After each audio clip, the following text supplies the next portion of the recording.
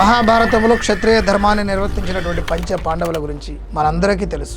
కానీ అనునిత్యం మన ఆరోగ్య ధర్మాన్ని కాపాడుతున్నటువంటి పోషక పాండవుల గురించి మనలో ఎంతమందికి తెలుసు? మన ఆరోగ్యాన్ని కాపాడడంలో అత్యంత శక్తివంతమైన సమర్థవంతమైన పాత్రను పోషించగల ఈ పోషక పాండవులు ఏమిటన్న వివరాల గురించి ఇప్పుడు తెలుసుకుందాం.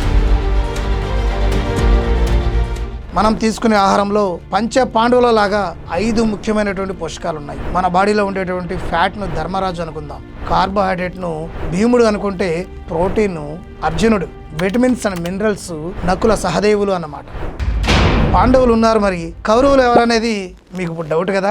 పాండవులు ఉన్నట్లే కౌరవులు కూడా ఉన్నారండి. మన శరీరానికి హాని కలిగించేటటువంటి అనేక కారకాలు మనం కౌరవులుగా చెప్పుకోవచ్చు. మనం ఆరోగ్యంగా ఉండాలంటే మన భోజనంలో ప్రతి పూట ఈ పోషక పాండవులు ఉండేలా జాగ్రత్త పడాల్సిందే. అప్పుడే ఈ జంక్ ప్రపంచంలో ప్రతిరోజు ఆరోగ్య కురుక్షేత్రాన్ని గెలిచే అవకాశం ఉంటుంది మనకి.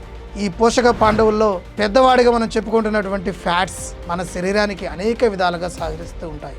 ఓజోన్ పొర అల్ట్రావైలెట్ కిరణాల నుంచి భూమిని రక్షించినట్లే అవయవాల్లో ఉండేటువంటి ఫ్యాట్ కూడా మన అవయవాలను రక్షణ కల్పిస్తూ ఉంటుంది. అలాగే విటమిన్స్ని అబ్జర్వ్ చేసుకోవడానికి, ఎనర్జీని స్టోర్ చేసుకోవడానికి ఈ ఫ్యాట్ చాలా అవసరం. ఈ ఫ్యాట్స్లో కూడా అన్సాచురేటెడ్ ఫ్యాట్ మన ఆరోగ్యానికి చాలా మేలును చేకూరుస్తూ ఉంటుంది. ఇవి మనకు ఆలివ్ ఆయిల్, నట్స్ వంటి ఆహారాల నుంచి లభిస్తూ ఉంటుంది.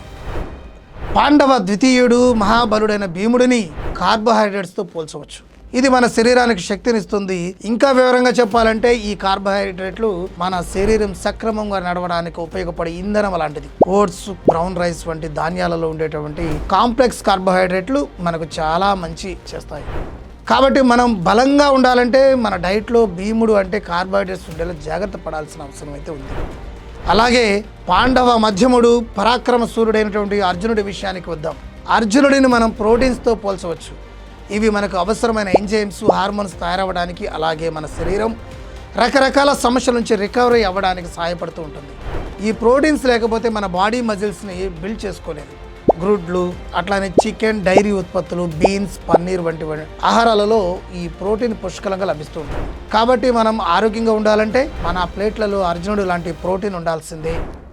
అలాగే ఇక మిగిలినది నకుల సహదేవులు అంటే విటమిన్స్ అండ్ మినరల్స్ అన్నమాట.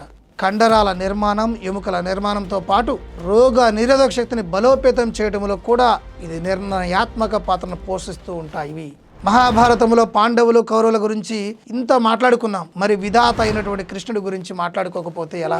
సంధి కోసమైనా, సమరసింకారాన్ని పూరించడానికైనా శతవిధాలా ప్రయత్నించినటువంటి కారణ జన్ముడి పాత్రను ఎవరు పోషిస్తారనేది కదా మీ అనుమానం. ఏ పోషకాలు తిన్నా అందులో ఎక్కువ తక్కువలు ఉంటాయి. వాటిని నియంత్రించేటటువంటి మోడరేట్ పాత్రను శ్రీకృష్ణుడు పోషిస్తాడనమాట. ఈ మోతాదు నియంత్రణలోని సగానికి సగం ఆరోగ్యం దాగుంది.